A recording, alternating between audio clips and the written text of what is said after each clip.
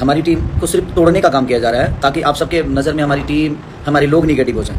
भाई हमार भोजपुरी इंडस्ट्री में लोग खेसारी लाल यादव के बर्बाद करे पर लाग गइल बा। हाँ हमर भाई बात सही सुन लो जा। खेसारी लाल यादव के लोग चाहता कि कैसे बर्बाद हो जास। भाई हमार खेसारी लाल यादव के टीम जोन बनू, टीम एगो पहाड़ टाइप के बा हमर भाई, जोन की पहाड़ टूटेला ना कभी, वैसे खेसारी लाल यादव के टीम बा। लेकिन कुछ लोग बावे की जे खेसारी लाल यादव के टीम के तोड़ल चाहता हमर भाई। बात सही सुनना जा, खेसारी लाल यादव के टीम के लोग तोड़ल चाहता और झूठ मूठ के आरोप लगा के विवेक सिंह के टीम से निकालल चाहता। तो भाई हमार तार लोग सब जगह से एगो बात बता दी कि खेसारी लाल यादव लाइव आके का बोलने पड़े तार लोग के वीडियो में हम देखा है। बस वीडियो में शुरू से अंत तक बनल रहा जा। वीडियो में बहुत ही मजेदार होके लिए वीडियो, कैसे खेसारी लाल यादव के टीम के भड़कावल जाता भाई हमार। तो खेसारी लाल यादव के टीम पहाड़ है, कबो टूटी ना।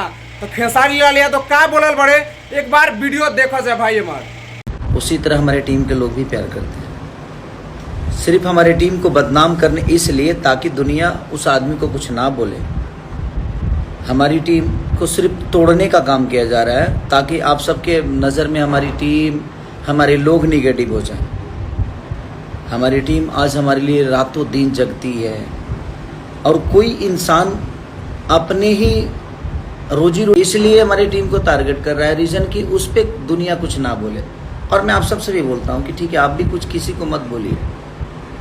कुछ लोग गाली गलौज कर रहे हैं, मत दीजिए, वो भी इंसान है, अच्छी बात है, ठीक है। मेहनत करके कमाना चाहिए इंसान को, क्योंकि कुछ लेकर जाना नहीं है ना, हमको लेकर जाना है। इस तरह मैं विश्वास उस इंसान पे करता था, एक बहुत प्यारा रिलेशन था उसी। हमें कुछ दुनिया कुछ ना बोले, इनके टीम पे ही ठिकड़ा फोड़ दें ताकि टीम वाले को दुनिया बदनाम करे। तो भाई हमार खेसारी लाल यादव के कहना बा कि खेसारी लाल यादव के टीम खेसारी लाल यादव खातिर दिन रात मेहनत करेला हमर भाई।